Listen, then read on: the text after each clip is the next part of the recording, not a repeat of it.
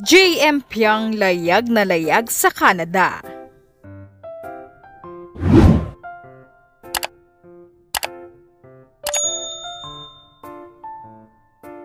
Layag na layag sa Canada sina JM Ibarra at Pyang Smith.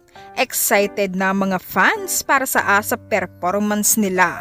Pero bukod sa trabaho, nagkaroon din sila ng oras para sa isa't isa na makikita sa mga larawan at video na laging magka-date ang dalawa na very sweet at lambing sa isa't isa. Laging magkasama ang JM Pyang di na mapaghiwalay at ayon sa mga nakakita, parang may sariling mundo ang dalawa. Ilang beses na rin silang nakitang spotted nagdi-date at lumalabas na sila lamang dalawa na ayon sa mga netizens, layag na layag raw ang JM Pyang sa Canada. Tila ba sa malamig na hangin ng Canada ay lalo pang umiinit ang kilig sa pagitan nina JM at Pyang.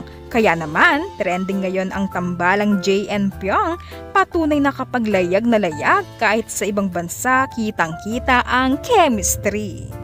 Yan mga ka-stars, abangan natin ang performance ng JM Pyang sa ASAP Natin To sa Canada.